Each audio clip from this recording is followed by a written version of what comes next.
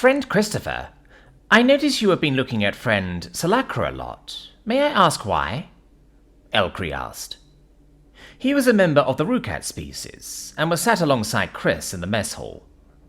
The Rukat were similar to beetles in appearance, but stood upright, were roughly 5 feet tall, and had a set of hands on their front set of limbs. The hands in question had 3 digits placed in a triangular formation that could be closed into a point. Their faces, however, resemble amphibians. Males resembled frogs, and females resembled salamanders, though the difference was less obvious than one would think. Oh no, you know what, never mind, it's nothing, Chris answered, somewhat flustered by his friend's question. The man was lucky that he still wore his oxygen filter. The device covered just enough of his face to hide the growing redness in his cheeks, and helped with regulating the amount of oxygen that was inhaled. The atmosphere of the ship they were on was set to the standards of the Rukat homeworld, and as such was extremely high in oxygen, too high for a human to breathe without a filter, at least for long periods. In truth, though, he had been stealing glances at the female Rukat, yet it wasn't out of any leering interest, but rather he noticed she was wearing human-style makeup. Just to check, the Rukat don't use products to change the appearance of your faces, right? What do you... Elcree began, but stopped himself, before looking over at his female counterpart, before shuddering slightly, his version of a sigh.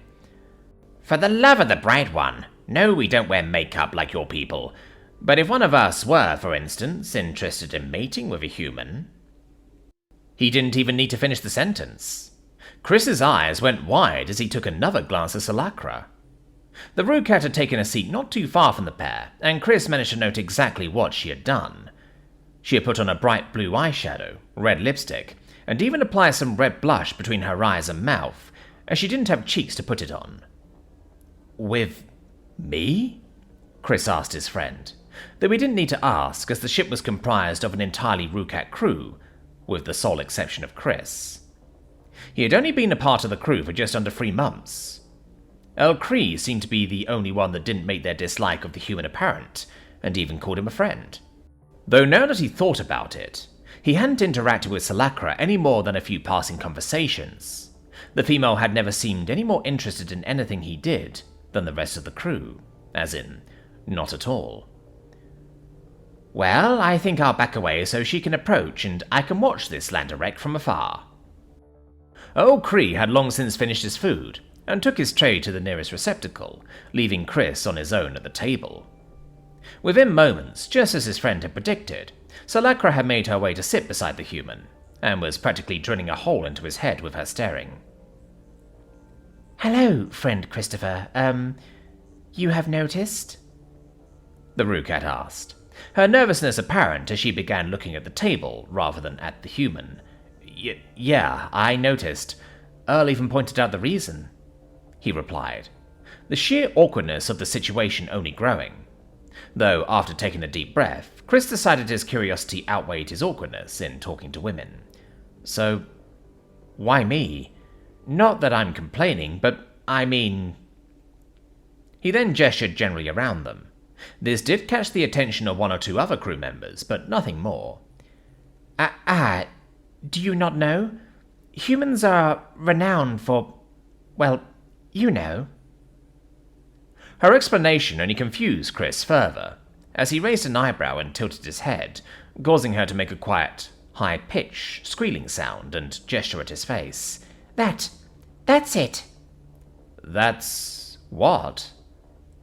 Now there were a number of Rukat watching the pair, and Chris could feel their eyes all locked on him. He wasn't great at reading the aliens, but he was sure they weren't happy at least. Sorry, your people are renowned for extremely attractive facial expressions. The answer didn't help either, as Chris was trying to understand what she meant. So, my face is good looking?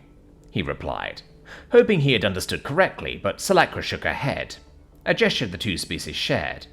No, your face is horrifically ugly by our beauty standards, but the act of changing expressions is extremely attractive, enough to offset the initial disgust.